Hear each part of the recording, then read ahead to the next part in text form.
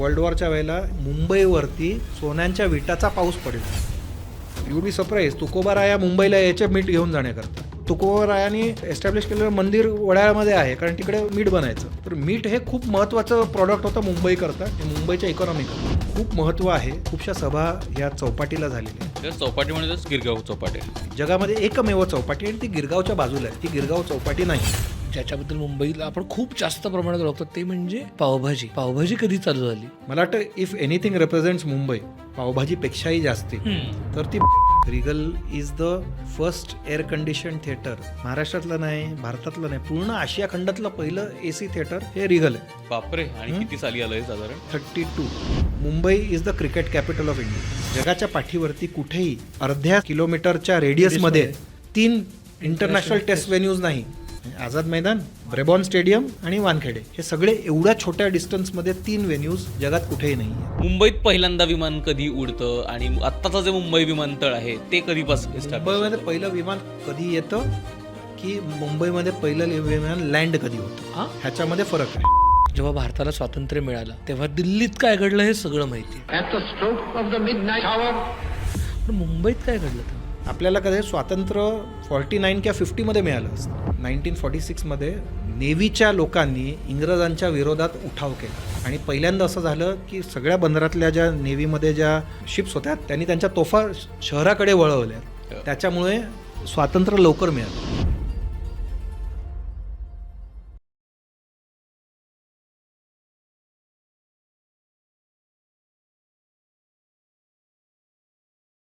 अमुक तमुक फक्त एक यूट्यूब चॅनल नाही, तर ती एक जिज्ञासू लोकांची कम्युनिटी आहे. या कम्युनिटीतनं तुम्हाला तुमच्या आयुष्यात काही फरक पडला असेल, तुमच्या आयुष्यात काही नवीन चर्चा आल्या असतील, नवीन विषय आले असतील, तर ह्याचंच एक्सटेन्शन म्हणून अमुक तमुक यूट्यूब मेंबरशिप कम्युनिटी आपण चालू करतो. या कम्युनिटीत काय मिळणार आहे तर तुम्हाला exclusive workshop, in depth conversations, special गेस्टसोबतचे Q&A लाईव्ह सेशन्स आणि बरंच काही. हे जर तुम्हाला हवं असेल तर खाली दिलेल्या जॉईन बटनवरती क्लिक करा आणि ही यूट्यूब मेंबरशिप कम्युनिटी जॉईन करा. हॅलो नमस्कार. तुमच्या सगळ्यांचं मनापासून खूप खूप स्वागत आहे द मुक्त शो म्हणजे स्टार्टच्या या नव्या कोऱ्या एपिसोडमध्ये. आपण गेल्या 3 एपिसोडमध्ये मुंबईबद्दल अगदी खूप बारकाईने कशी कशी घडत गेली मुंबईचा इम्पॅक्ट भारतावरती, महाराष्ट्रावरती, जगावरती कशा पद्धतीने वाढत गेला हे सगळं बघत आलो. आणि जग जेव्हा म्हणजे खरं तर जगाची हिस्ट्री जिथे बदलते ते म्हणजे वर्ल्ड वॉर 1 त्या टप्प्यावरती येऊन आपण थांबलो आणि त्या टप्प्यानंतर भारतात काय बदल झाले आणि अर्थात भारतात झालेल्या त्या सगळ्या बदलांवरती मुंबईचा काय सहभाग होता, महाराष्ट्र कसा झाला, त्यात मुंबईचा काय सहभाग होता, या सगळ्या गोष्टींवरती बोलणार आहोत. आणि खरं तर आपल्याला माहिती असणारी मुंबई ही खूप जास्त या काळात घडली आहे. तर त्या जडणघडणीबद्दल आपल्याला असं वाटतं की मुंबईबद्दल आपल्याला खूप माहिती आहे, पण मला गॅरंटी आहे की भरतदादाशी बोलताना असं कळणार आहे की आपल्याला काही माहीत नाही मुंबईबद्दल, बऱ्याच गोष्टी अशा कळणार आहेत. तर भरतदादा तुझं पुन्हा एकदा स्वागत आहे. थँक्यू. आणि जी लोक पहिल्यांदा हा एपिसोड बघतात त्यांना आठवण म्हणून की याच्या आधीचे 3 एपिसोड्स आहेत. आपण मुंबईबद्दलचा हा 4था एपिसोड करतो आहोत. आपण एक सेंचुरी एकेका एपिसोडमध्ये कव्हर करायची असं आमचं ठरलं होतं, पण ही शेवटची सेंचुरी इतकी मोठी आहे की ती आम्ही 2 भागांमध्ये डिवाईड करतो. तर आज आपण 1915 ते 1960 या कालावधीपर्यंत गप्पा मारणार आहोत. याच्या आधी नेमकं मुंबई कशी होती याच्याबद्दल जाणून घ्यायचं असतील तर आधीचे एपिसोड बघा. सलग बघितली तर वेगळीच मजा येईल. तर I think I will leave it to you. सुरुवात करतो. आपण गेला एपिसोड यावर संपवला होता की कसं वर्ल्ड वॉर सुरू होतं आहे आणि मुंबईचं त्याचं काय योगदान आहे. आणि आणखीन एक महत्त्वाच्या क्लिफहँगरवर तू सोडलं होतंस आम्हाला, ते म्हणजे कुणीतरी एक गुजराती माणूस येणार आहे आणि मुंबईचं भवितव्य बदलणार आहे. कोण आहे गुजराती माणूस आणि का गुजराती माणूस भवितव्य बदलतात आपलं? तर आपण गेल्या वेळेला बोललो ना की काही मराठी माणसांनी हा पायाभरणी केली स्वातंत्र्य संग्रामाची आणि पूर्ण चळवळीची, आणि पण गांधींनी ते वेगळ्या लेवलवरती नेलं. आणि असं म्हणतात ना, those who fail in everything else becomes a politician, या द पर्सन. तर गांधींचं तसं आहे, he is a failed lawyer, कळलं ना. आणि आफ्रिकेमध्ये जातात, म्हणजे मुंबईत आधी राहून गेले आहेत गांधी. गिरगावातल्या कांदेवाडीमध्ये राहत होते. स्मॉल कॉजेस कोर्टमध्ये ते सांगतात की हे काय मला जमत नाही आहे. मग ते साऊथ आफ्रिकेला जातात. तिकडे त्यांची त्या एरियामधल्या भारतीयांकरता त्यांची चळवळ सुरू होते. आपण ते सगळं गांधी चित्रपटामध्ये बघितलं. आणि ते त्यांना गोखले परत बोलवून घेतात. हम्म. नामदार गोखले गांधींना सांगतात की तुम्ही मुंबईमध्ये म्हणजे भारतात परत आलं पाहिजे आणि तिकडून डिरेक्टली येतात तेव्हा 1915मध्ये येतात. त्या काळामध्ये असं होतं की बॅलर्ड पियरला हे सगळ्या बोटी लागायच्या त्या एरियामध्ये, नॉर्मल बोटी. तर फक्त सेरिमोनियल एंट्रन्सेस आहे, मग ॲडमिरल आला, राजा आला, रॉयल फॅमिलीमधलं कोणी आलं, गव्हर्नर आला, असे लोक जे इम्पॉर्टंट येतात हे अपोलो बंदरला यायचे. तेव्हा गेटवे ऑफ इंडिया उभा नव्हता. अच्छा. तर तिकडे उभे करणार ते आणि तिकडे एंट्री असेल, बाकीच्या तिकडे. पण गांधींच्या वेळेला इथले जे नामवंत व्यक्ती होते मुंबईत, त्यांनी हट्ट धरला सरकारकडे की गांधींना एका छोट्या बोटमध्ये घालून बॅलर्ड पियरला नाही तर इकडे आणून उभं केलं पाहिजे. ही शूड एंटर फ्रॉम अपोलो बंदर because he is such a important person. आणि म्हणून आत्ता जरी तुम्ही गेलात तर 100 वर्ष जेव्हा झाली ह्याला म्हणजे 2015मध्ये त्याचा फलक आहे तिकडे इनॉग्रेशनचा की तेव्हा तर गांधीजी नव्हते ना एवढे. नाही, त्यांची चळवळ सगळीकडे पसरलेली होती. म्हणजे लोकांना माहिती होतं की एक भारतीय माणूस साऊथ आफ्रिकेमध्ये काहीतरी करतोय आणि त्यांचा जो अहिंसेचा जो ते पुरस्कार करत होते ते गोखलेंना खूप आवडत होतं आणि त्यांना वाटलं की हा माणूस काहीतरी म्हणजे भारतामध्ये काहीतरी करू शकतो तर ह्याला बोलावलं पाहिजे. आणि म्हणून त्यांचं ऐकून ते परत येतात. जेव्हा येतात तेव्हा मुंबईभर वेगवेगळ्या सभा लागतात. तर आता जिकडे इम्पिरियल सिनेमा आहे तिकडे पूर्वी गार्डन होतं त्याला लागून, जिकडे पहिली सभा म्हणजे गुर्जर सभा म्हणून गुजराती लोकांची सभा.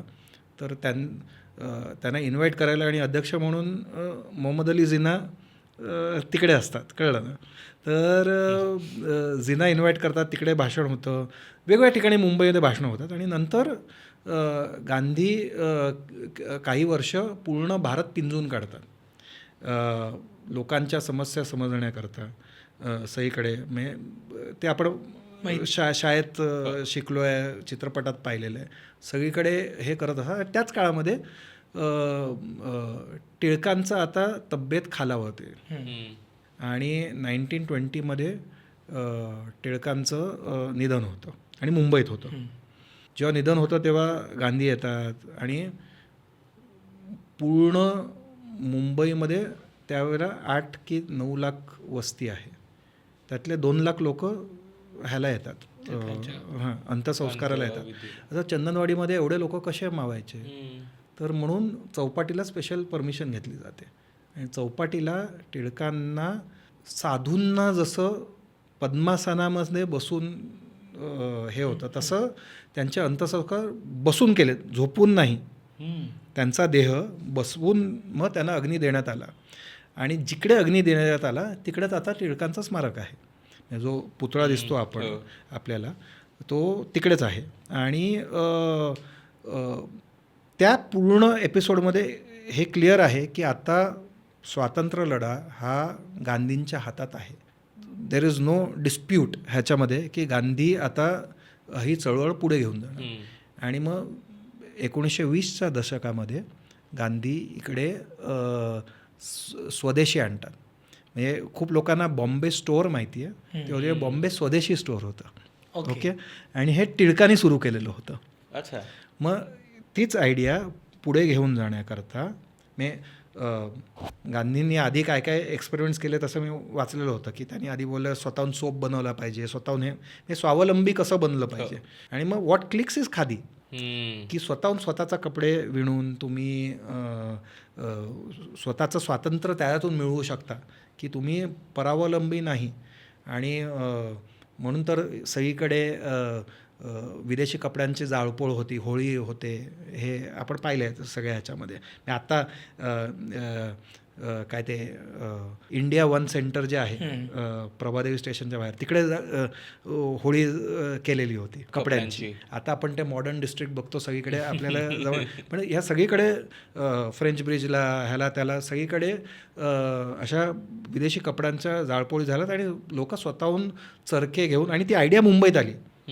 मणिभवनमध्ये असताना बाजूने चरखावाला जात असताना ही आयडिया गांधींना मुंबईत आली की स्वतःहून कपडे बनवलेत तर. आणि मग जेव्हा सगळ्या गोष्टी गांधी करतात त्याच्या पडसाद मुंबईमध्ये उठत असतात. म्हणजे आपल्याला दांडी मार्च माहिती आहे. तर दांडी करता ते अहमदाबादहून ट्रेन पकडून येऊ शकले असते जवळच्या स्टेशनवरती, म्हणजे चालत काय येतात, कारण लोक एकत्र येत जातात, प्रवाह वाढत जातो, सगळे लोक एकत्र येतात. पण जेव्हा दांडी मार्च तिकडे होतो, मुंबईचा दांडी मार्च होतो, जुहूला होतं, चौपाटीला होतं. चौपाटीला लोक मीठ बनवतात. मी राहतो वडाळ्याला, तर तिकडे कोरबा मिठागर आहे. तिकडे लोक कोरबा मिठागरामध्ये येऊन मीठ बनवून, म्हणजे आम्ही मिठावरती कर देणार नाही. आणि मुंबईमध्ये काय काय ठिकाणी मीठ चौकी हे शब्द येतात. ते मिठाची चौकी आहे, तिकडून मीठ तुम्ही कर दिल्याशिवाय आणू शकत नाही आतमध्ये. तर ते तोडून तिकडून मीठ घेऊन आलो, आम्ही मीठ बनवलं. मीठ चौक्या म्हणजे ऍक्च्युअल मिठाच्या चौक्या होत्या सगळीकडे, कळलं ना. तर सगळीकडे म्हणजे मुंबईमध्ये जिकडे जिकडे मुंबईमध्ये मीठ खूप प्रमाणात, म्हणजे यू बी सरप्राईज, तुकोबाराया मुंबईला याचे मीठ घेऊन जाण्याकरता. तुकोबारायाने एस्टॅब्लिश केलेलं मंदिर वडाळ्यामध्ये आहे, कारण तिकडे मीठ बनायचं. तर मीठ हे खूप महत्त्वाचं प्रॉडक्ट होतं मुंबईकरता आणि मुंबईच्या इकॉनॉमीकरता त्या काळामध्ये. मी सॉल्ट कमिशनर मुंबईमध्ये अजूनही आहे. सॉल्ट कमिशनर म्हणजे फक्त सॉल्ट रेग्युलेट करण्याकरता सॉल्ट कमिशनर होतं. तर हे खूप महत्त्वाच्या जागा होत्यात आणि ते दाखवण्याकरता मुंबईमध्ये. आणि गांधी नेहमी म्हणायचे बॉम्बे द ब्युटिफुल. त्यांना मुंबई ॲक्च्युली आवडायची नाही, कारण जेव्हा कांदेवाडीमध्ये पहिल्यांदा राहिले तेव्हा त्यांचा मुलाचा एकदम मृत्यू होणार होता, तब्येत बरी नाही, हे नाही. पण मुंबई पैसा देते, हे महत्त्वाचं आहे. कारण पैसे कोण, इथले जे श्रीमंत लोक आहेत तेच. म्हणजे शेवटी स्वराज्य लढण्याकरता तुम्हाला जर प्रत्येक गावात जाऊन करायचा पैसा लागतो ना. ट्रेनचं तिकीट कोण देणार, कोणतरी तो पैसा देणार. आणि जिना नेहमी म्हणायच्यात की मी फक्त फर्स्ट क्लास म्हणून ट्रॅव्हल करतो, गांधींबरोबर 50 लोक जातात. तर माझं स्वस्त आहे ॲक्च्युली ट्रॅव्हल, ते थर्ड क्लासमधून जातात, मी फर्स्ट क्लासमधून जातो. पण माझा ट्रॅव्हल स्वस्त आहे. पण हे पैसा कुठेतरी द्यायला पाहिजे ना, तो उभा कसा करायचा सगळीकडून. म्हणून मुंबईतले जे सगळे टेक्स्टाईल मिल ओनर होते हे लोक, त्यांच्या घरातच गांधी राहत होते ना. बिर्ला हाऊस आहे, सुमती मोरारजींचं जुहूला घर आहे, या ठिकाणी सगळीकडे गांधी राहून गेलेत. आणि त्यांच्या पैशातूनच तर स्वातंत्र्य लढा हा पूर्ण उभा केला. आणि त्याचं फायनल जे हॅमरिंग आहे ते भारत छोडो म्हणजे क्विट इंडिया मुवमेंट, जो 1942मध्ये हा गोवालिया टँक, म्हणजे जिकडे काँग्रेसचा जन्म झाला आहे त्याच्यासमोर जे टँक होता ते भरून नंतर हे झालं, त्याचं मैदान झालं तिकडेच होतं. आणि त्या काळामध्ये सगळी टॉप काँग्रेसची लिडरशिप जी असते त्यांना जेलमध्ये टाकतात. आणि त्या काळामध्ये स्त्रिया आणि मुलांनी संग्राम चालू ठेवला रस्त्यावरती. ते महत्त्वाचं आहे. म्हणजे अरुणा असफ अली आपण नाव ऐकलं असेल, त्यांनी झेंडा फडकवला. त्या एकदम लहान होत्यात तेव्हा, त्यांनी झेंडा फडकवला. उषाबेन मेहता होत्या, त्यांनी काँग्रेस रेडिओ चालवला, अंडरग्राऊंड रेडिओ होता. आणि मुंबईमध्ये वेगवेगळ्या ठिकाणी रेडिओ कॅन्डल म्हणजे एक स्पेशल नानिक मोटवानी म्हणून होते, त्यांनी शिकागो रेडिओ प्रोव्हाइड केलेला होता ज्याच्यातून ब्रॉडकास्ट व्हायचा. आणि असे जागा शोधल्या गेलेल्या आहेत मुंबईमध्ये जिकडे 2 एंट्री आहे, एकीकडून अटॅक झाला तर दुसरीकडून पळून जाता येईल असं. आणि ते छोटंसं इक्विपमेंट सगळं मग रॅप करून कुठेतरी मग दुसरीकडून Congress radio from somewhere in India, कुठे तर इंडिया ते मुंबईमध्ये होते, 4 ठिकाणी होते मुंबईमध्ये. तर सगळीकडून हे चालू होतं. तर मी नेहमी म्हणतो की खूप महत्त्व आहे, कारण खूपशा सभा ह्या चौपाटीला झालेल्या आहेत. ज्या शांतारामाची चाळ गिरगावमध्ये आहे. चौपाटी म्हणजे गिरगाव चौपाटी, फक्त चौपाटी जगामध्ये एकमेव चौपाटी, आणि ती गिरगावच्या बाजूला आहे. ती गिरगाव चौपाटी नाही. Okay, there is no Chowpatty call Dadar Chowpatty, Juhu Chowpatty, Rankala Chowpatty, Bavdhan Chowpatty. जगामध्ये एकच चौपाटी आहे आणि ती मुंबईला मलबार हिलच्या पायथ्याशी आहे. Let me be very clear about this. Okay, आणि what is a chowpatty? Sorry, आता मला चौपाटीची कॉन्सेप्ट समजून घ्यायची आहे. चौपाटी म्हणजे 4 ओढे जे समुद्रापर्यंत येतात म्हणून चौपाटी. तसेच पालघर जिल्ह्यामध्ये एक 7 पाटी आहे, तिकडे कदाचित 7 ओढे येत असतील, मला माहिती नाही. पण इकडे एकेकाळी मलबार हिल त्या टेकडीवरून 4 ओढे पाण्यापर्यंत येत होते म्हणून ती चौपाटी. चौपाटी म्हणजे बीच नाही, त्याला काय मराठी शब्द असेल पुळण, मला वाटतं, बरोबर? हां, पुळण. तर ती दादर पुळण आहे, ती जुहू पुळण आहे आणि बावधन पुळण असेल हवं तर, पण चौपाटी जगामध्ये एकच आहे. असं आहे. सो चौपाटीला खूप झालं. गिरगावमध्ये शांतारामाची चाळ आहे, ज्याच्यामध्ये मोठं पटांगण होतं, जिकडे कितीतरी आपल्या इतिहासाच्या तिसरीमध्ये वगैरे माझ्या वेळेला तरी होतं, तिसरीमध्ये ऑल द लीडर्स, त्यातल्या एक 50 लीडर्समध्ये 30-40 लोकांनी तरी इकडे भाषणं दिलेली आहेत. एवढं महत्त्व आहे ह्या भागाचं की खूपच म्हणजे स्वातंत्र्य लढ्यामध्ये शिवाजी पार्क वगैरे ते खूप नंतर येतं, कारण डेव्हलप नंतर होतं थोडं. पण हा जो पूर्ण एरिया आहे तो खूप महत्त्वाचा आहे. गिरगाव, गावदेवी, डोंगरी, भायखळा म्हणजे खिलाफत मुवमेंटचं जे हेडक्वार्टर्स आहे ते भायखळ्यामध्ये. फॅसिनेटिंग आहे की लोकांना स्वातंत्र्य लढा म्हटलं की त्यांना सगळ्या गोष्टी अशा उत्तर भारतात वाटतात, कलकत्त्यात वाटतात. दुसरीकडे कुठे मुंबईचं एवढं मोठं योगदान आहे ह्याच्यामध्ये हे लोकांना स्ट्राईकच होत नाही. मुंबईने खरं तर फ्युएल केलंय त्याला टोटली पैसे बँक रोल. हां, जो पैसा लागतो तो सगळा पैसा उभा केला आणि तो नंतर सुद्धा चालूच राहिलं ना. ते जगन्नाथ शंकर शेटांनी मुंबईसाठी केलं, ते मुंबईने भारताच्या ह्याच्यासाठी केलं. बरोबर आहे. तो सगळा पैसा त्याच्याकरता, म्हणून as he says Bombay the beautiful असं.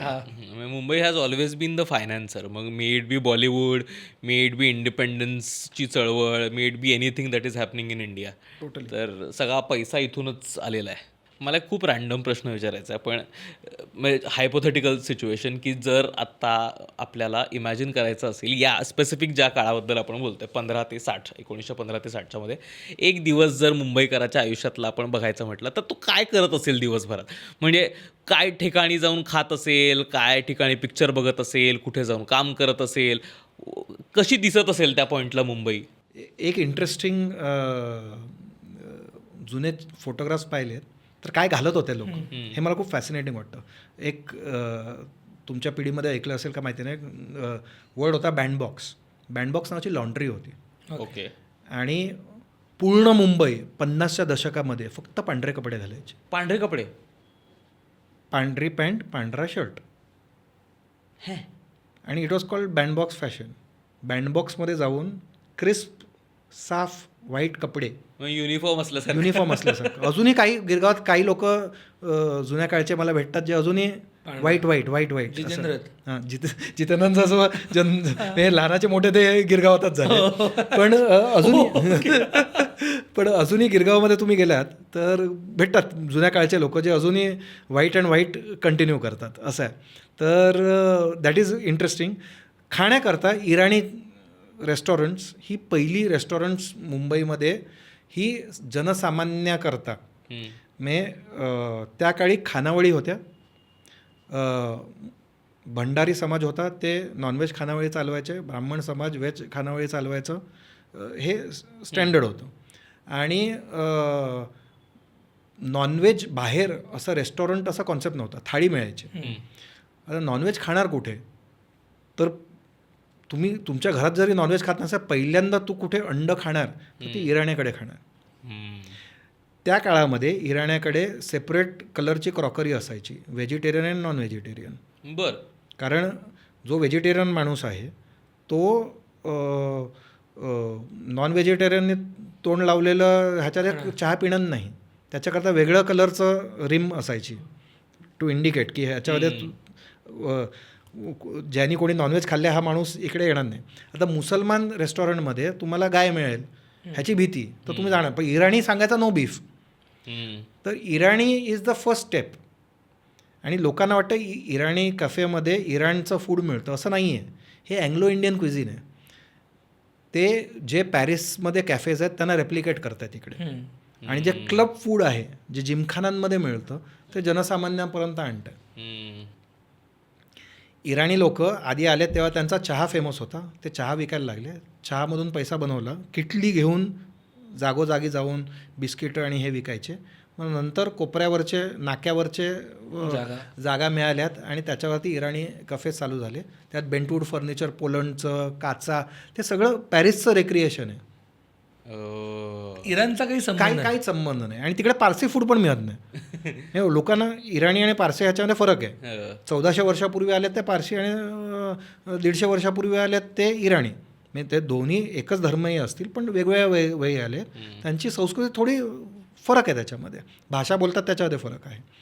तर हे जे इराणी रेस्टॉरंट्स होते ते आता नामशेष होत चालले, खूप कमी राहिलेत. आणि एकेकाळी 100 होते असं म्हणतात मुंबईमध्ये सगळीकडे, आणि ते कमी कमी होतं. आता काहीतरी 25 एक उरलेत मुंबईमध्ये सगळे मिळून, आणि ते सुद्धा कधी बंद होतील कारण पुढच्या पिढीला चालवायचं नाही आहे ते. तर ते होतं त्या काळामध्ये. महत्त्वाचं कन्फेक्शनर्स आणि बिस्किट बनवणारे, चॉकलेट बनवणारे हे सगळे इटालियन होते. तर एक सगळ्यात फेमस होता पु ल देशपांडेंच्या अपूर्वाईमध्ये मेन्शन आहे त्याचं, मॉन्जिनीज. आणि ते इटालियन सरनेम आहे मॉन्जिनी, तर मॉन्जिनी एपोस्ट्रॉफी एस असं ते हे आहे. आणि कालांतराने ते आता आपण केक शॉप म्हणून बघतो, पण ते रेस्टॉरंट पण होतं. तर अशा वेगवेगळ्या गोष्टी होत्या. बॅम्बिनोज वगैरे अशा नावाचे इटालियन रेस्टॉरंट्स होते मुंबईमध्ये वगैरे. मारोसा होतं. तर क्लबमध्ये फूड मिळायचं वेगवेगळ्या. तर आणि ज्याच्याबद्दल मुंबईला आपण खूप जास्त प्रमाणात ओळखतो ते म्हणजे पावभाजी. पावभाजी कधी चालू झाली?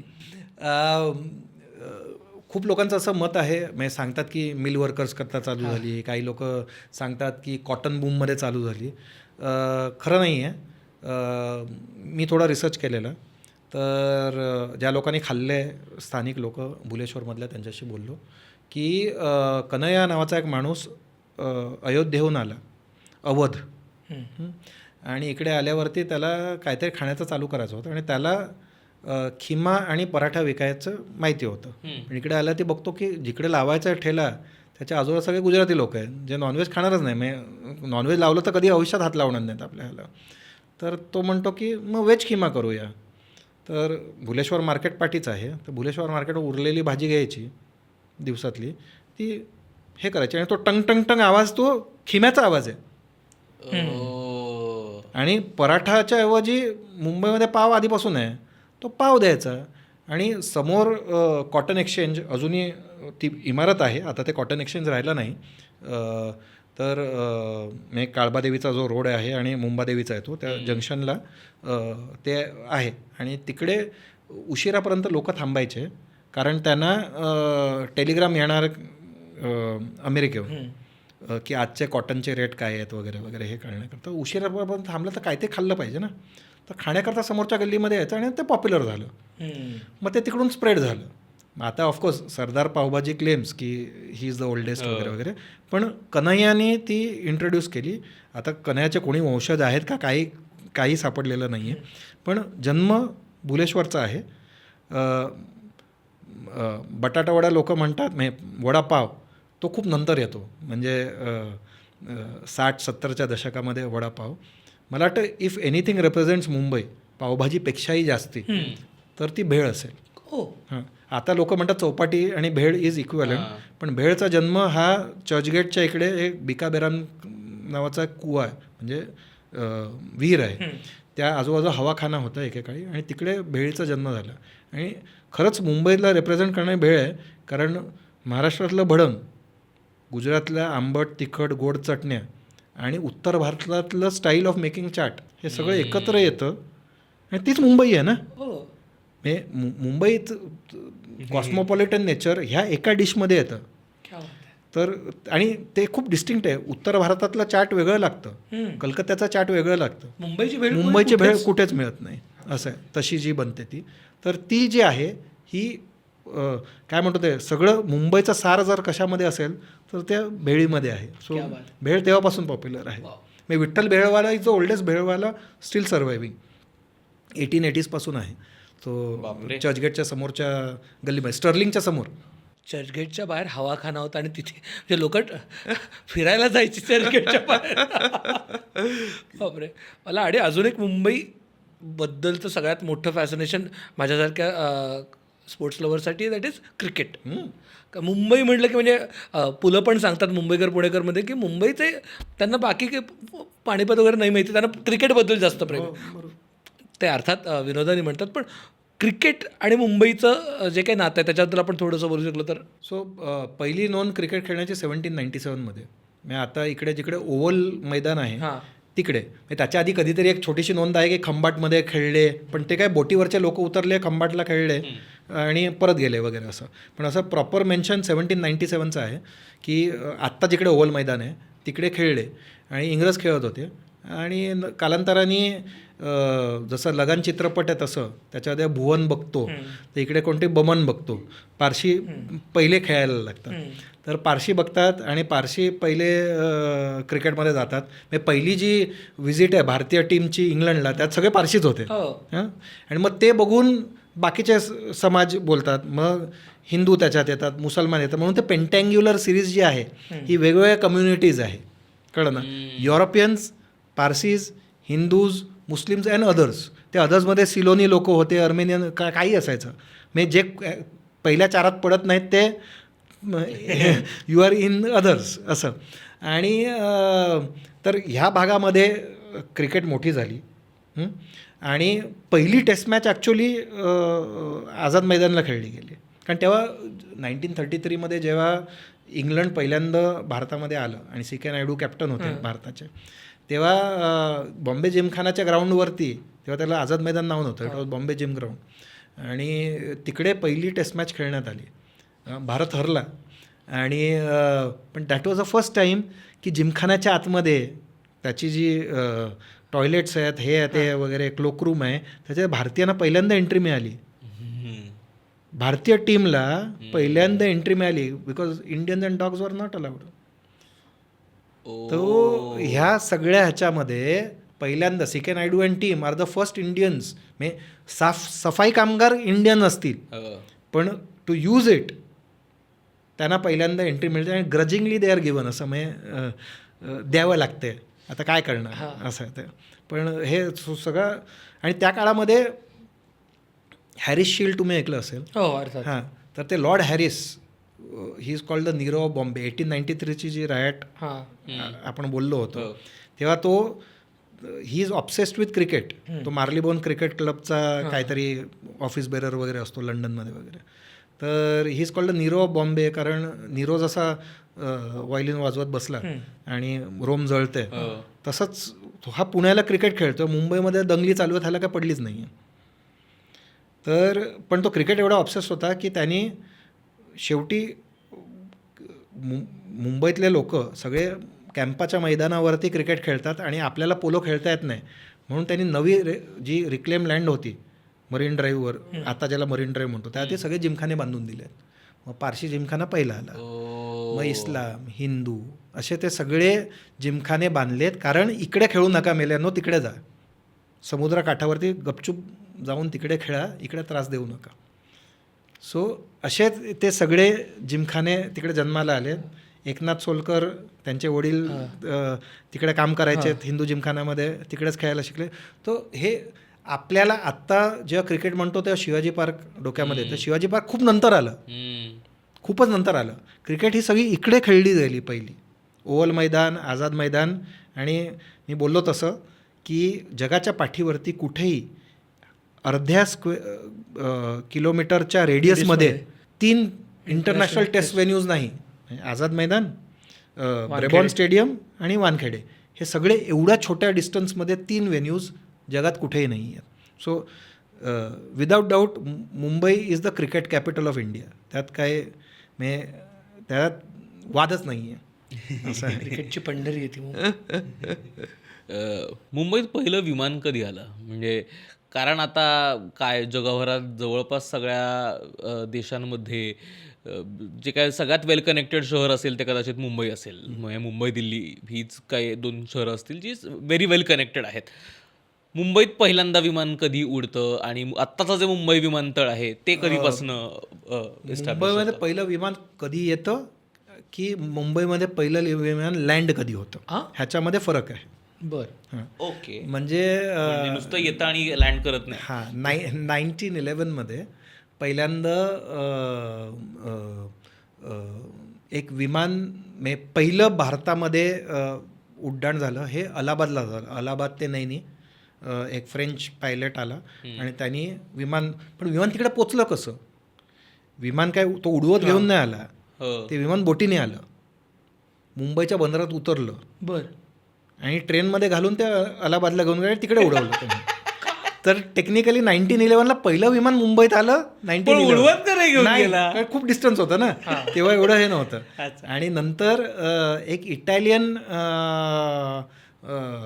पायलट होता, तो 1926मध्ये मला वाटतं, त्यांना जगाचा दौरा करायचा होता. आणि मग तेव्हा तो पहिल्यांदा मुंबईला लँड होतो आणि गिल्बर्ट हिल ही अंधेरीला आहे, मिलेनियम क्लब वगैरे असं आहे तिकडे दलदलीमध्ये तो पहिलं उतरवतो. अरे बापरे, तिकडे दलदल होती? हां, दलदल होती. तर दलदलीमध्ये असं असं मार्शी लँडमध्ये, कारण ते फ्लोटिंग पाण्यात राहणारं असं ते विमान आहे, तर तिकडे पहिल्यांदा. So that would technically be the first air strip. आणि मग त्याच्यानंतर जुहू एरोड्रोम येतो आणि मग कमर्शियल फ्लाईट पहिल्यांदा JRD टाटा फ्लाय करतात 1930मध्ये. That leads to birth of Tata airline which becomes Air India. म्हणून एअर इंडियाचं हेडक्वार्टर दिल्लीला नाही, मुंबईत होतं. आता ते शिफ्ट केलं, मंत्रालयाने विकत घेतलं ते ॲज अ एक्सटेन्शन. पण ते रिझर्व्ह बँक मुंबईमध्ये का? कारण डिस अ फायनान्शियल कॅपिटल. ह्या सगळ्या महत्त्वाच्या इन्स्टिट्यूशन्स ह्या मुंबईमध्ये होत्या त्या काळामध्ये. तर म्हणजे हा पहिला, नंतर जुहू एरोड्रोम येतो. जुहू एरोड्रोम नंतर वर्ल्ड वॉरच्या वेळेला सांताक्रूजला एरोड्रोम बांधला, तो आता सांताक्रूज/सहार एअरपोर्ट. आणि त्याच वेळेला कल्याणला एक एअरस्ट्रीप बांधली जाते. म्हणजे आता जिकडे हाजी मलंग आहे त्याच्या पायथ्याशी अजून एक एअरस्ट्रीप आहे. ती आता मला वाटतं BARCकडे कोणाकडे तरी आहे, पण ती एअरस्ट्रीप अजूनही आहे. मलंगच्या पायथ्याशी, हाजी मलंग ऐकलं असेल, त्याच्या पायथ्याशी एक एअरस्ट्रीप आहे. आणि मग नंतर आत्ताचा जो नवी मुंबईचा बांधला हा खूप नंतर. म्हणजे एवढे एअरपोर्ट मुंबईने पाहिले आहेत. लोकांना वाटतं हा दुसरा एअरपोर्ट नाही, त्याच्या आधी 2 एअरपोर्ट होऊन गेले आहेत. त्याच्यानंतर सांताक्रूजचा एअरपोर्ट आला. म्हणजे सांताक्रूज सहार एकच एअरपोर्ट आहे, 2 वेगवेगळे टर्मिनल आहे. म्हणजे ओरिजिनल कालिनाला टर्मिनल आहे, ओल्ड एअरपोर्ट, जिकडे सगळे श्रीमंत लोक तिकडे जातात, तिकडून त्यांचे फ्लाईट्स म्हणजे प्रायव्हेट जेट्स असतात, ती ओल्ड एअरपोर्टला कालिनाला लागतात. इट्स अ सेपरेट एअरपोर्ट, म्हणजे सेपरेट टर्मिनल, तिकडून उडतात असं आहे. मी एवढा मध्यमवर्गीय की हे माहीत असण्याची गरजही पडली नाही कधी.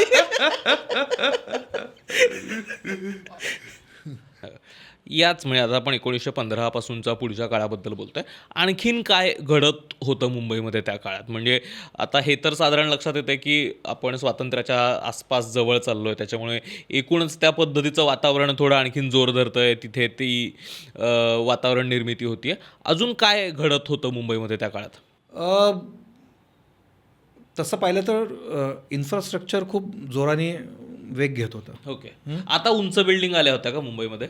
हो, त्या काळामध्ये आत्ता म्हणजे 1930मध्ये एक नवं तंत्रज्ञान विकसित झालं. त्या आधीच झालं होतं. म्हणजे पहिलं आपण आता ज्या बिल्डिंगमध्ये आहोत ती RCC आहे, म्हणजे बीम कॉलम दिसत आहेत वगैरे वगैरे, रिइन्फोर्स सिमेंट कॉन्क्रीट. तर रिइन्फोर्स सिमेंट कॉन्क्रीट म्हणजे काय? तुम्ही सळ्या घालणार सिमेंटमध्ये आणि त्याच्यामुळे दगडासारखं ते बनणार, त्यामुळे तुम्ही उंच उंच बिल्डिंग बांधू शकता. तर त्या काळामध्ये बॉम्बे स्प्रिंग मिल्स ज्या दादर ईस्टला होत्या, तिकडे पहिल्यांदा मला वाटतं 1917मध्ये कामगारांकरता घरं बांधण्यात आली. ती पहिली RCC भारतामध्ये वापरण्यात आली. ती त्यावेळेला ते एकदम पायनियरिंग टेक्नॉलॉजी होती. आता मला वाटतं ते डिमॉलिश झालं. आता तिकडे ICC आयलंड सेंटर की काहीतरी वाडियांचे मोठे टॉवर्स आहेत काचेचे, पण त्या लोकेशनला त्या इमारती होत्या ज्या पहिल्या RCC कन्स्ट्रक्शन भारतामध्ये. आणि नंतर 1925मध्ये आर्ट डेकोरातिफ नावाचं एक स्टाईल ही पॅरिसमध्ये जन्माला आली, ज्याला शॉर्ट फॉर्ममध्ये आर्ट डेको असं म्हणतात. आणि वेगवेगळे भारतीय आर्किटेक्ट्स पहिल्यांदा ह्याच्यामध्ये पडायला लागले. त्याच्या आधी मोस्टली आर्किटेक्ट्स हे ब्रिटिश होते, म्हणजे युरोपियन आर्किटेक्ट्स होते. तर त्याच्यामध्ये एक आर्ट डेकोचा उच्चांक गाठणारे जे होते त्यांचं नाव होतं म्हात्रे, GB म्हात्रे. आणि खूप महत्त्वाचा माणूस आहे की जे आत्ता पूर्ण मरीन ड्राईव्ह दिसतं आणि ओव्हल दिसतं ह्याच्यातलं एक 50% बिल्डिंग तरी त्यांनी डिझाईन केलेलं आहे. हो. वाव. आणि अशा माणसाच्या नावावरती स्मारक नाही, चौक नाही, जे वर्ल्ड हेरिटेज साईट आहे त्यातला इसेन्शियल पार्ट हा ह्या माणसाने दिलेला आहे. आणि असं असतानासुद्धा कुठेच नोंद नाही ह्याची. तुमच्या शाळांमध्ये पाहिजे, कुठेतरी पाहिजे, ॲटलिस्ट एक फलक तरी पाहिजे कुठेतरी की म्हात्रेंचं किती मोठं कॉन्ट्रीब्युशन आहे. नाव की काय त्यांचं? G B Mhatre. GB. आणि त्यांनी चेंज काय झालं की हे जे डिझाईन होतं म्हणजे शिप्सवरती बेस्ड होतं. पोर्ट होल विंडोज होते, कर्व्हिलिनियर होतं, जॉमेट्रिक पॅटर्न्स होते. हे पुण्यात सुद्धा कितीतरी इमारती दिसतात त्या काळात बांधलेल्या. म्हणजे 30, 40, 50, 60पर्यंत सुद्धा ह्या इमारती बांधल्या जात होत्या. त्यामुळे छज्जे एका ह्याच्यामध्ये कर्व्ड विंडोज वगैरे वगैरे असे त्या काळामध्ये ते डिझाईन होतं. आणि art decorative was not only art deco ही शैली फक्त आर्किटेक्चर का, फर्निचर पण होतं, ज्वेलरी पण होती. तर सगळी एक ती स्टाईल होती त्या काळामध्ये. आणि त्या सगळ्या अजूनही मुंबईमध्ये आहेत कारण ते वर्ल्ड हेरिटेज साईट डिक्लेअर केलेलं आहे. पूर्ण तुम्ही म्हणजे ओव्हल मैदानावरती उभं राहिलात की एका साईडला तुम्हाला सगळ्या आर्ट डेको दिसतात आणि एका साईडला आधीच्या शैलीमध्ये दिसतात, वेनेशियन गॉथिक स्टाईलचं त्या बाजूला. तर मुद्दामून भारतीयाने सांगितलं आम्ही नवी शैली घेतो आहे भारतीय आर्किटेक्ट्सनी की we are not imitating the British, आम्ही एक नवी शैली. तर भारतामध्ये मुंबई आणि मयामी ह्याच्यामध्ये सगळ्यात जास्त आर्ट डेको बिल्डिंग्स आहेत जगामध्ये. तर हां, म्हणजे पूर्ण हा जो माटुंगा, शिवाजी पार्क एरिया ह्याच्यामध्ये सुद्धा केवढा तरी आर्ट डेको बिल्डिंग्स आहेत. फक्त मरीन ड्राईव्ह आणि चर्चगेटला नाही, या केवढ्या तरी ठिकाणी आहेत. आणि त्या बघण्यासारख्या आहेत कारण त्याच्यामध्ये दे आर मेड रेलेवंट भारतीय क्लायमेटकरता त्या अनुरूप बनवण्यात आल्यात. म्हणजे त्या दुसरीकडे बांधल्या तर त्या वेगळ्या असतात. पण मुंबईमध्ये पाऊस एवढा पडतो, ऊन एवढं असतं, तर ह्याच्याकरता त्या मानाने बांधलेलं. तर आता काय झालं, त्या काळात सगळी जी थिएटर्स आलीत, मेट्रो, रिगल पहिलं आलं. Regal is the first air condition theatre. मुंबईतलं नाही, महाराष्ट्रातलं नाही, भारतातलं नाही, पूर्ण आशिया खंडातलं पहिलं AC थिएटर हे रिगल आहे. बापरे. आणि किती साली आलं हे साधारण? 32 की 32 मध्ये आपल्याकडे एअर कंडिशन थिएटर होतं. आणि it's the first building with underground parking. It was way ahead of its time, कळलं ना. आणि इरॉस थिएटर, म्हणजे आत्ता जे क्लासिक थिएटरचं इमेज डोक्यामध्ये आहे ते आर्ट डेको थिएटर आहे. मग लिबर्टी, मेट्रो ही टेम्पलेट्स बनलीत. मग प्रत्येक शहरामध्ये भारतामध्ये त्या डिझाईनची थिएटर्स बनायला लागले कारण मुंबई इज द टेम्पलेट. ते त्या डिझाईनमध्ये बनायला लागलीत. आणि तुम्हाला सगळीकडे मी छोट्या छोट्या टाऊनमध्ये पाहिलं, दीवला वगैरे गेलो तिकडंसुद्धा मला आर्ट डेको स्टाईलचं थिएटर दिसलं. तर हा जो इन्फ्लुएन्स आहे हे ज्ञानप्रकाशांचा एका पुस्तकामध्ये त्यांनी लिहिलं आहे की लहान असल्यापासून बिहारमध्ये असल्यापासून ते असंच मुंबईचं डिझाईन आमच्या घराला पाहिजे, आर्ट डेको पाहिजे असं. तर ते इंटरेस्टिंग आहे की हे शहर लोकांना एक असं ॲस्पिरेशनल आहे. मुंबईला फॉलो करायची पद्धत जुनी आहे. हो हो हो, नवीन काही नाही त्याच्यात. 100. आता आपण थिएटरबद्दल बोललो तर फिल्म इंडस्ट्री पण प्रोग्रेस झाली असेल ना ते या काळात. कारण का आता तर हा पीक पिरियड आहे जेव्हा नॉर्मल माणूस पण तिकीट काढून जाऊ शकतोय असा पिरियड आहे जिथे सिनेमे घडायला लागल्यात मासेससाठी. बरोबर. तर बोलपट यायला लागतात.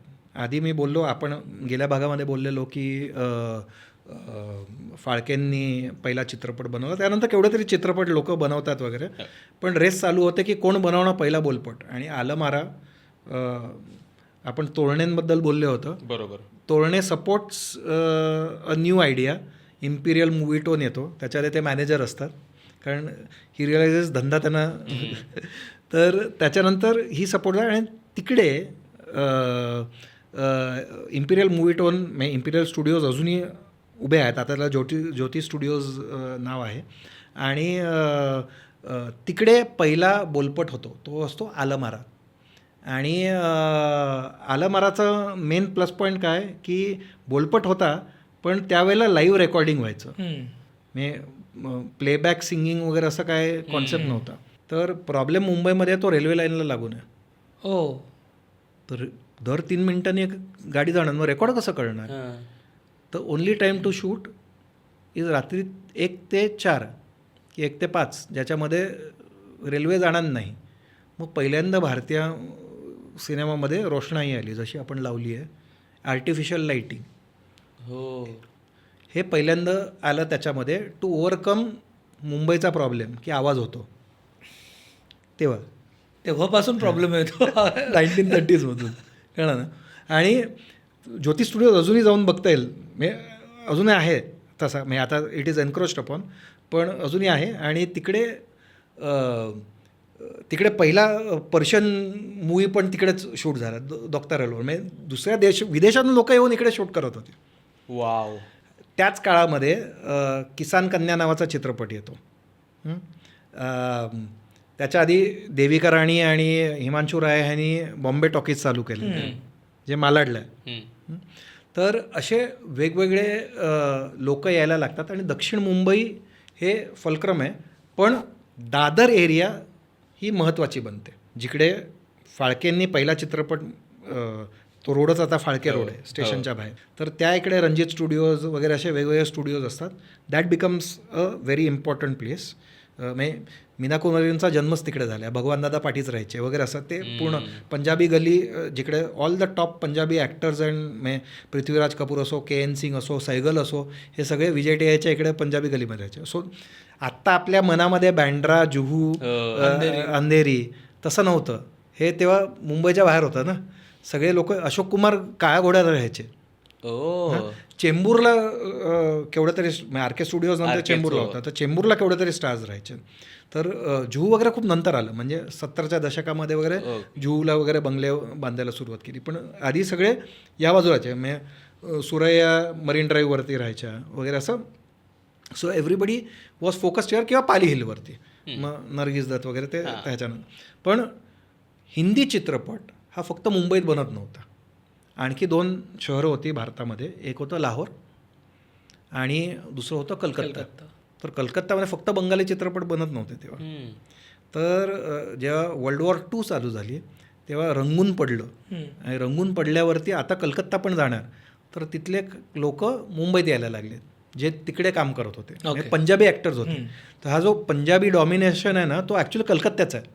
कलकत्त्याहून ते मुंबईवरती येतात. आता सगळे मराठी लग्नामध्ये सुद्धा मेहंदी आणि संगीत वगैरे हे होतं, हे पंजाबी इन्फ्लुएन्स आहे. तो बॉलिवूडवरती त्यांचा पगडा आहे म्हणून तो सगळ्यांवरती हे होतो. पण तो ते पंजाबहून कलकत्ता, कलकत्ताहून इकडे लाहोर, इसेन्शियली मुसलमान लोक जास्ती आहेत तिकडे, आणि फाळणी झाल्यावरती ते जातं. म्हणजे आपलं जसं बॉलिवूड आहे तिकडे लॉलिवूड म्हणतात ते लोक, तर तिकडे निघून गेलं, कलकत्त्याच्या इकडे आले.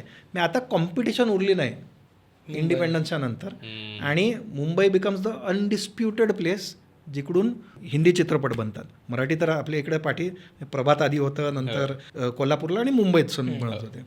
पण सगळे स्टुडिओज त्या काळामध्ये हे मुंबईमध्ये, it's a hotbed for artist. कारण आधी पूर्ण ट्रेडिशन आहे ना आर्टची, त्यामुळे नवं काय करायला लागत नाही. लोक ऑलरेडी आहेत, सॅलड तयार आहे, सिर्फ सॅलड बनाने का, सॅलड बार तयार आहे, सॅलड बनाने का, असं सिच्युएशन आहे. सगळे आर्टिस्ट ऑलरेडी आहेत तिकडे. जे काय पाहिजे, संगीत पाहिजे, लिरिसिस्ट पाहिजेत, सिंगर्स पाहिजेत, हे सगळे मुंबईमध्ये रेडी आहेत तिकडे. You just need to get them. So त्याकरता अजूनही बॉलिवूड मुंबईमध्ये आहे, त्या कारणाकरता असं. तो इट्स थिएटर्स, हे ते सगळं काय इकडे रेडीमेड आहे. आणि मुवमेंटच्याच मध्ये आपण दुसरी एक मुवमेंट जी मुंबईत चालू झाली ती म्हणजे दलित मुवमेंट. त्याची सुरुवात कुठून झाली? कारण का आपल्याला डायरेक्ट त्याचे मुवमेंट्समध्ये रूपांतर झालेलं सुरुवात, पण त्याची ठिणगी कुठे पडली, त्याचं कारण काय? कसं आहे की बाबासाहेब आंबेडकरांचा जन्म मावचा, म्हणजे हे इंदोरच्या दक्षिणेला आहे, आणि त्यांचं मूळ गाव हे दापोली तालुक्यामध्ये.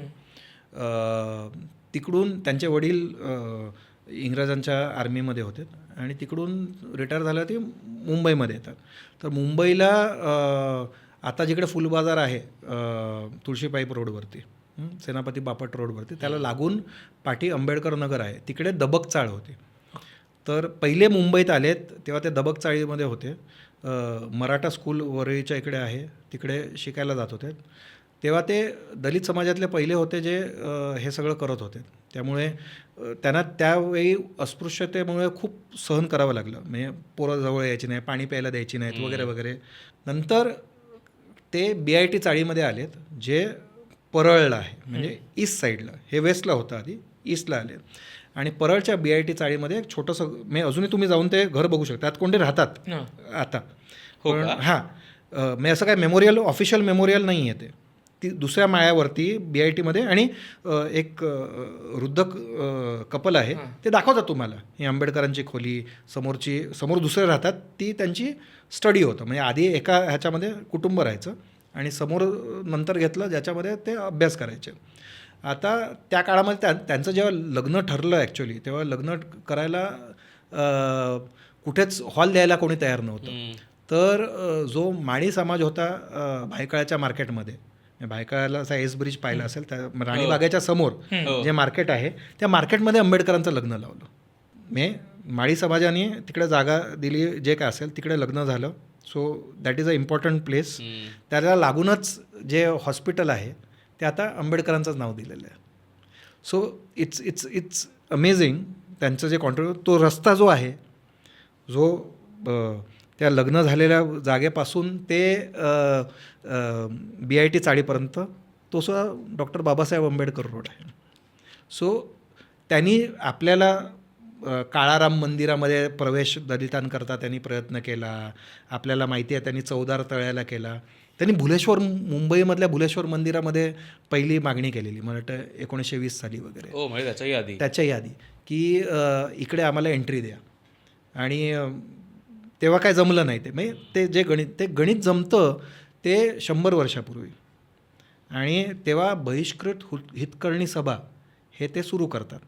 त्याच्या आधी जो सपोर्ट आहे पूर्ण, हा त्यांचे जे टीचर असतात केळुसकर, ते मलबार हिलला ह्यांचा पॅलेस असतो गायकवाडांचा, बरोडाचे महाराज सयाजीराव गायकवाडांचा.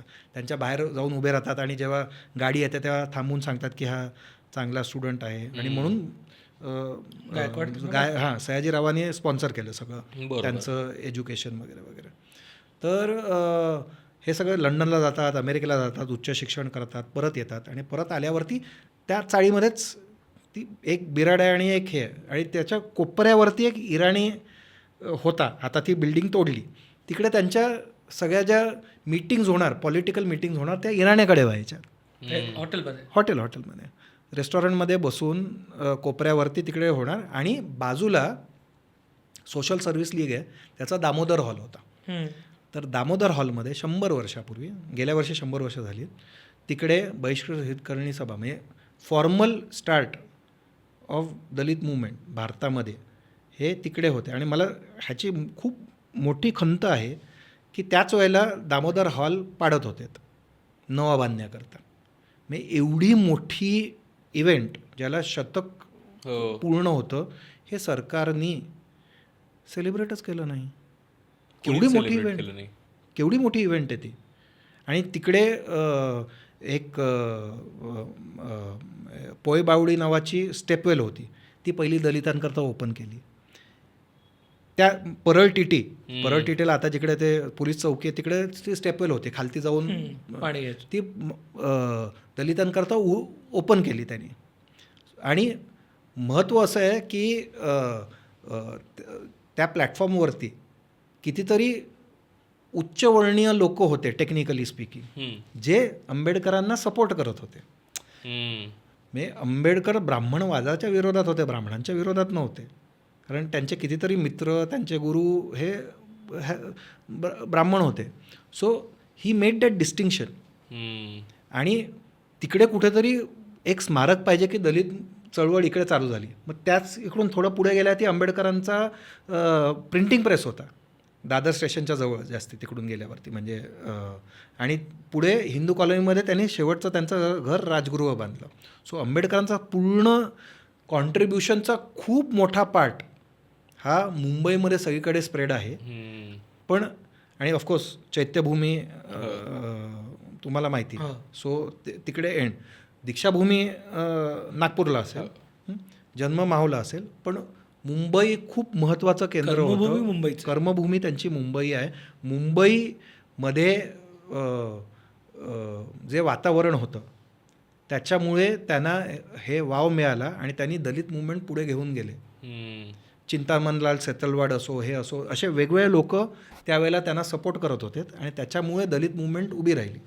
मग आता त्याचा बाहेरचा चौक आहे तो त्यांचेच अनुयायी होते, मडके बुवा म्हणून त्यांच्या नावावरती. So Dalit movement is very important आणि मुंबईत त्याची पाळंमुळं आहेत हे आपण बघत नाही.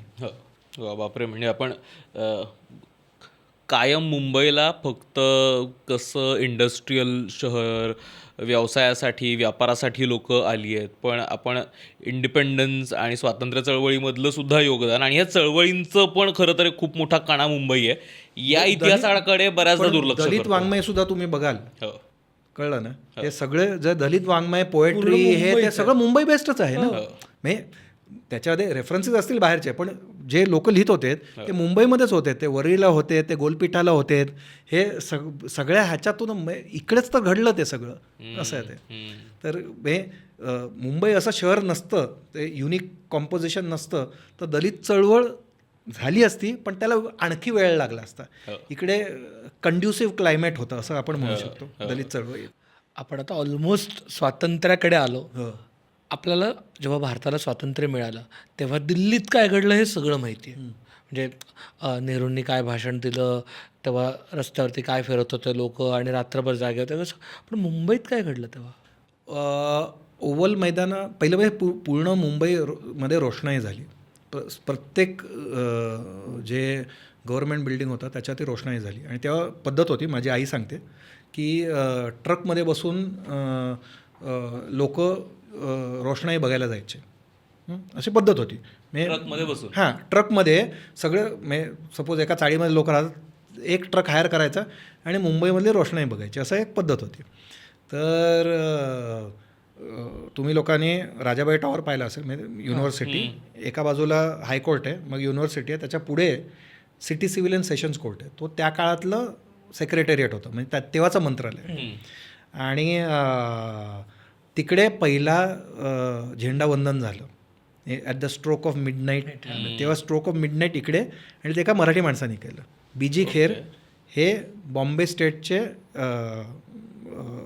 हे होते, तेव्हा प्राईम मिनिस्टर म्हणायचे. तर he was the prime minister of Bombay state. Presidency होती आधी, ती स्टेट झाली नंतर. तर त्यांनी हे केलं आणि मग हायकोर्टावरती हे केलं, रोषणाई झाली, सेलिब्रेशन झाले. पण ऑफकोर्स केंद्रबिंदू सगळं दिल्लीमध्ये होतं, त्यामुळे तिकडे सगळ्यात जास्त हे झालं. पण मुंबईमध्ये चैतन्य होतं आणि कित्येक वर्ष ही प्रथा चालू होती रोषणाईची.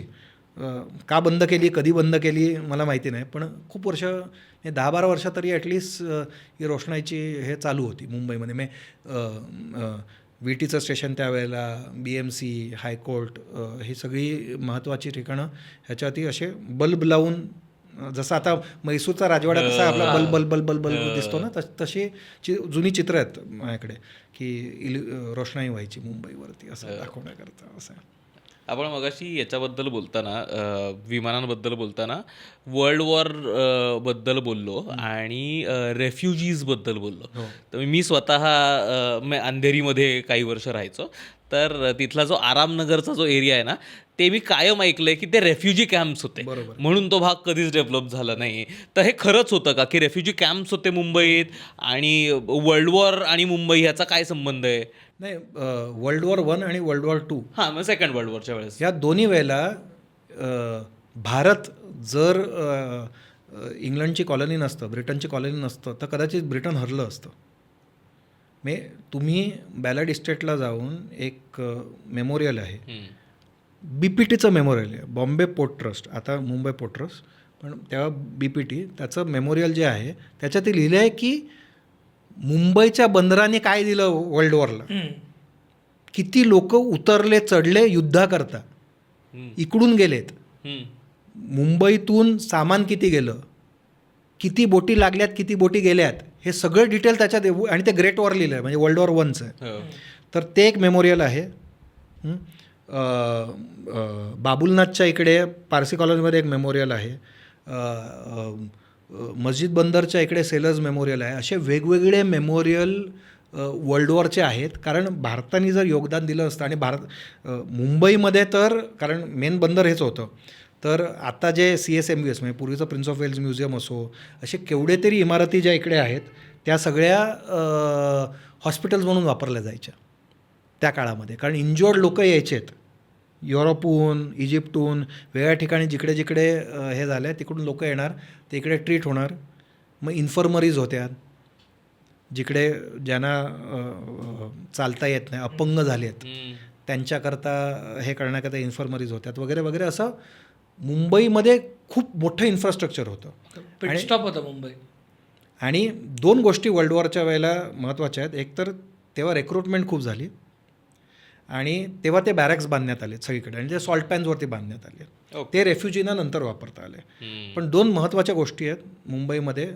पहिलं म्हणजे वर्ल्ड वॉरच्या वेळेला एक SS फोर्ट स्ट्रायकिन नावाची जहाज 1944मध्ये मुंबईच्या बंदरात आलं आणि त्याच्यामध्ये सगळ्या गोष्टी स्फोटक गोष्टी होत्या. आतमध्ये एक्सप्लोजिव्ह होते, कॉटन होतं आणि मोस्ट इम्पॉर्टंटली गोल्ड होतं. गोल्डचे बार्ज होते आणि त्याचा स्फोट झाला आणि तो एवढा जोराचा स्फोट झाला की शिमल्याच्या रिक्टर स्केलवरती वोल्कॅनिक ॲक्टिव्हिटीवरती तो नोंद झाला.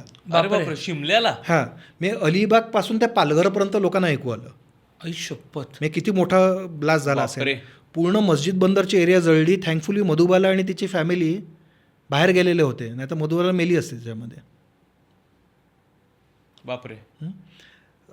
आणि मोस्ट फॅसिनेटिंग पार्ट ह्याचा आहे की त्यावेळेला मुंबईवरती सोन्यांच्या विटाचा पाऊस पडला.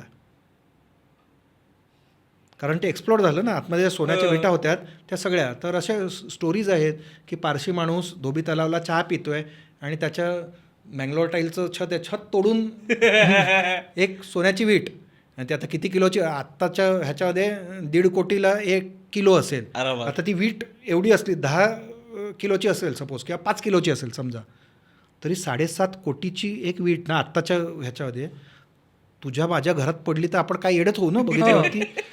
पण कितीतरी पारशाने परत केले, बोललं नाही हे आमचं नाही आहे. आणि कितीतरी लोकांनी आपल्या पूर्ण घरातल्या मुलींची बाळांची लग्न लावून दिली त्या आलेल्या विटामध्ये लपवून. तर अशा केवढ्या तरी स्टोरीज आहेत. गव्हर्नमेंट क्लेम करता सगळ्या विटा आम्हाला मिळाल्या आहेत, झाकली मूठ 1.25 लाखाची, कोणी पाहिलं. पण त्या काळामध्ये गोदरेजची सेफमध्ये ठेवलेल्या गोष्टी जळल्या नाहीत म्हणून गोदरेजचा स्टॉक खूप वरती गेला की म्हणजे त्यांचं महत्त्व वाढलं त्या काळामध्ये. तर ती एक गोष्ट झाली. तो गोदरेजचा जो ट्रस्ट आहे सेफ्स बद्दल तो तिथून येत असेल का? एक्झॅक्टली. आणि ते एक झालं. आणि दुसरं म्हणजे नेव्हल अपरायझिंग झालं.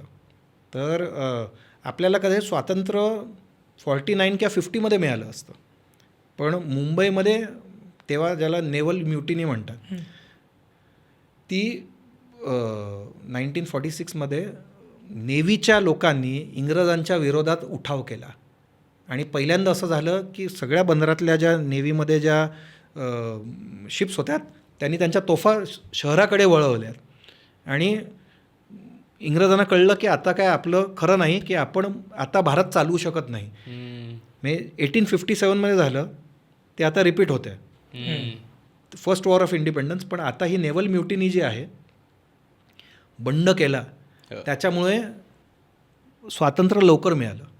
47मध्येच मिळालं, नाहीतर ते 50ला वगैरे मिळालं असतं. लगेच द्यायचा प्लॅन नव्हता, ते प्रिपोन केलं. कारण त्यांना कळलं की आता जर हे उठून उभे राहिले तर आपला फुल कंट्रोल जाईल, त्याच्यापेक्षा दिलेलं बरं.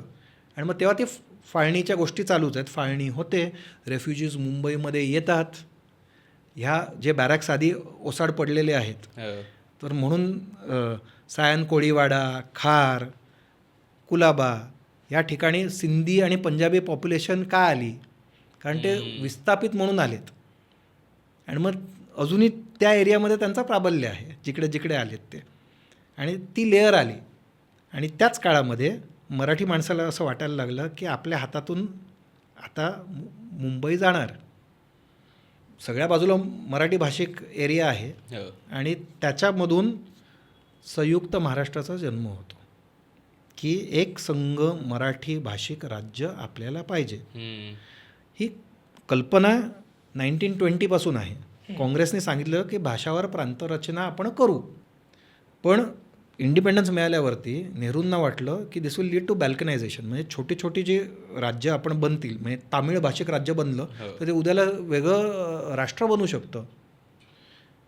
तर त्या भीतीमुळे ते द्यायला तयार नव्हते. तेव्हा मद्रास प्रेसिडेन्सी होती. हम्म. त्याच्यामध्ये तुळू, कन्नड, मल्याळम, तमिळ आणि तेलुगू ह्या सगळ्या भाषा बोलल्या जायच्यात. एवढी मोठी होती.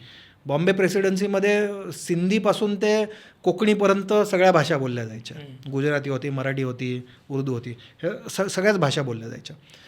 आता भाषावर प्रांतरचना केली तर सोपं काय आहे की गव्हर्नमेंट करता, न्याय व्यवस्थेकरता एकच भाषेमध्ये सगळेजण बोलतील तर प्रॉब्लेम येणार नाही. ह्याच्यावरती प्रॉब्लेम असा होता की नेहरू घाबरलेले होते की द्यायचं नाही, पण पोट्टी श्रीरामलू म्हणून एक गांधीवादी नेते होते जे आत्ताचा आंध्र प्रदेश आहे तिकडे होते, आणि त्यांनी सांगितलं की आपल्याला तेलुगू भाषिक राज्य पाहिजे आणि त्याचं कॅपिटल काय असली पाहिजे तर मद्रास, कारण Madras was not a Tamil city, it was a cosmopolitan city. Oh. तर मद्रास ॲज द कॅपिटल आणि आम्हाला आंध्र प्रदेश हा द्या, आंध्रा स्टेट. आणि he goes on a fast unto that, म्हणजे आमरण उपोषण चालू करतात. आणि भारताच्या इतिहासात 2च लोक आमरण उपोषणात मेलेत आणि he was one of them. 50 दिवस की काहीतरी त्यांनी हे केलं आणि बाय द टाईम नेहरूंचं मंत्रालय त्यांच्यावर वाटाघाटी करू शकतील ते मेले आणि पूर्ण दंगली उसळल्यात आताचं जे आंध्र प्रदेश आहे त्याच्यामध्ये. आणि शेवटी त्यांना ते राज्य द्यावं लागलं. त्या वेळेला आत्ताचा तेलंगणा सेपरेट होता, कारण ते अजून निजाम टेरिटरी होतं, हैदराबाद स्टेट होतं, तर त्यांना द्यावं लागलं. त्याच्यानंतर बाकीचे म्हणणं आता त्यांना दिलं तर आम्हाला द्या. मग तमिळनाडू झालं, मग केरळ झालं, कर्नाटक झालं, हे सगळं ठीक आहे. प्रॉब्लेम काय होता, आधी विदर्भाच्या लोकांना कन्व्हिन्स केलं 47मध्ये की तुम्ही आम्हाला जॉईन व्हा, कारण ते कॅपिटल होते ना, central provinces and Berar, Nagpur. तर ते मराठवाडा आणि पश्चिम महाराष्ट्र, कोकण, मुंबई हे सगळं एक संघ करून एक मराठी भाषिक प्रदेश झाला पाहिजे. ह्याच्याकरता चळवळ जी चालू होती त्याला मेन विरोध होता हे मुंबईमध्ये असलेल्या भांडवलदारांचा. तर ते बॉम्बे सिटीजन, म्हणजे 12 सगळ्यात श्रीमंत लोक मुंबईतले, त्यांचं नाव काय, त्यांचं असोसिएशन बॉम्बे सिटीजन्स कमिटी. तर कसले सिटीजन्स, 12 जणं, आणि ते सगळे गुजराती भाषिक होते, म्हणजे त्याला टाटा पण होते. आणि त्यांचं म्हणणं, मुंबई जर महाराष्ट्राचा भाग झाली तर इकडे धंदा चालणार नाही. त्यावेळी सगळे जे मुंबई महाराष्ट्राचा भाग झाली पाहिजे हे बोलणारे लोक 2 कॅटेगरीमध्ये होते, एक सोशलिस्ट आणि कम्युनिस्ट, आणि इंटेलिजन्सिया म्हणजे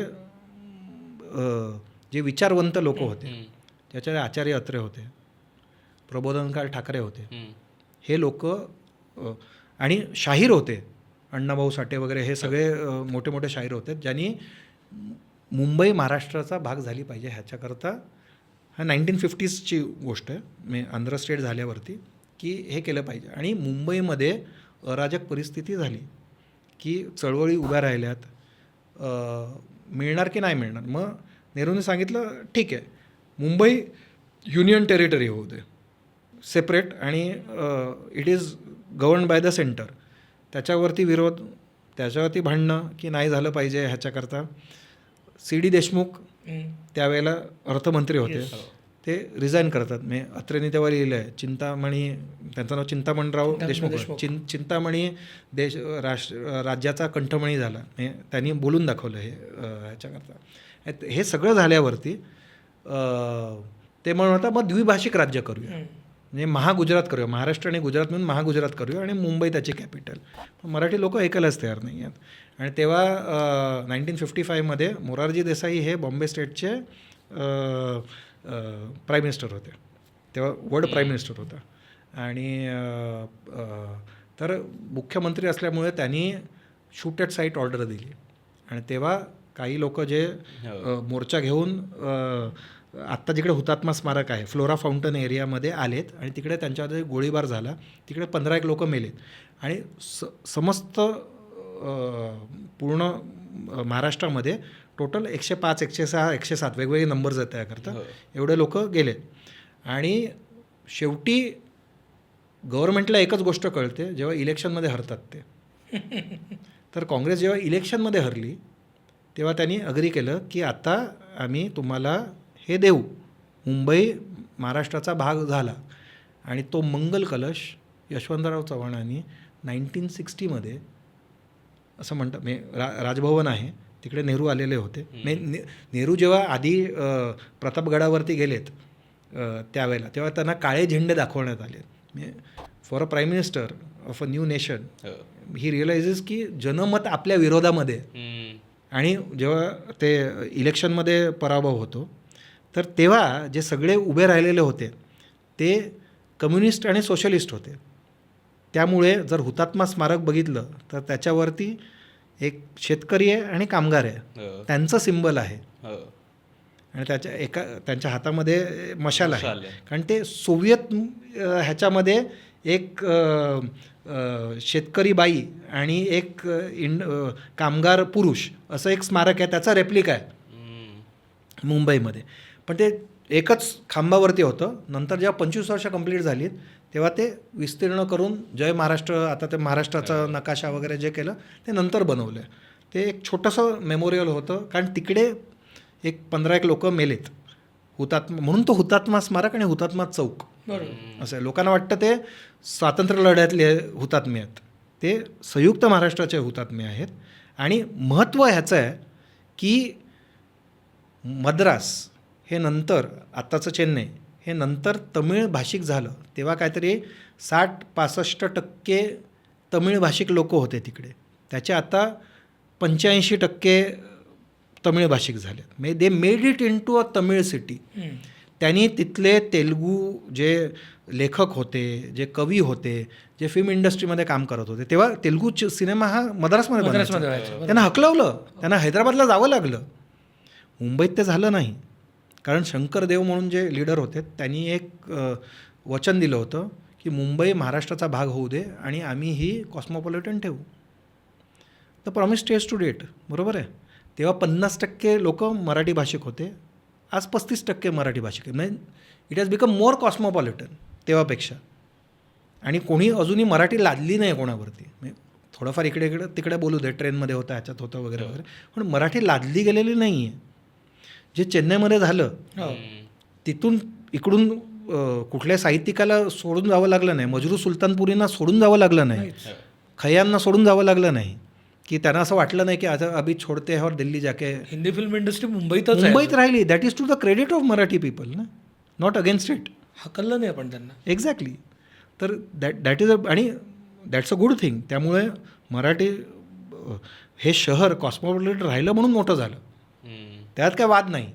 पण त्याच्यामध्ये मराठी माणसाचा काय वाटा आहे हे समजणं सुद्धा तेवढंच गरजेचं आहे की हम है तो क्या हम है, तुम हो तो क्या तुम हो, असं एक मराठी बॉर्डर चित्रपटामध्ये डायलॉग होता, तसं आहे ते. म्हणजे आपण एकत्र आहोत सगळे म्हणून मुंबई महान आहे आणि ती होपफुली महान राहील येत्या दिवसामध्ये. क्या बात आहे. मैं दिस सम्स अप दिस एंटायर सिरीज व्हेरी वेल. खूप खूप आभार परत दादा. म्हणजे कायमच म्हणजे मुंबई सगळ्यांसाठीच ते मायानगरी आहे, स्वप्नांचं शहर आहे. आपण कायमच आपण मुंबईत असल्यानंतर ऑन टोज असतो, आपण सतत धावत असतो कुठेतरी. आणि या सगळ्यामध्ये बऱ्याचदा ज्या ठिकाणांहून पास होतोय, ज्या ठिकाणी राहतो आहोत, ज्या ठिकाणांना भेटी देतो आहोत, या ठिकाणाच्या इतिहासाबद्दल आपण पाहायला वेळच मिळत नाही खरं तर. तर कदाचित जाता येता मुंबईतली सुद्धा लोक प्रवास करताना, लोकलमधनं प्रवास करताना हा पॉडकास्ट बघतील आणि त्यांनाही कदाचित त्यांच्या शहराबद्दल खूप नवीन माहिती या पॉडकास्टमधनं कळेल. आणि अर्थात अख्ख्या महाराष्ट्राला. तर खूप खूप आभार. खूप मजा आली ही सिरीज करून तुझ्यासोबत. माझं मुंबई लाडकं आवडतं शहर आहे आणि आणखीन त्याच्याबद्दलची माहिती मिळाली, अजून प्रेम आलं. खूप खूप आभार. मला पण खूप मजा आली. तू मोनालिसा आहे. जेवढ्या वेळेला बघू तेवढा प्रेम जास्त आहे. तुम्हालाही ही सिरीज हा भाग कसा वाटला नक्की कळवा. आम्ही वेगवेगळ्या शहरांचे असेच वेगवेगळे त्यांचा इतिहास समजून घेण्याचे भाग आणत राहू. आम्हालाही इथे स्टुडिओत बसून जवळपास ती शहरं फिरल्याचा जो काय आनंद मिळतो तो काही वेगळाच आहे. पण तुम्हालाही तुमच्या शहरांबद्दलची किंवा मुंबईबद्दलची आणखीन काही वेगळी माहिती जर तुम्हाला माहीत असेल तर खाली कॉमेंट्समध्ये लिहायला विसरू नका. धन्यवाद. हो बसा. शुभ सभा.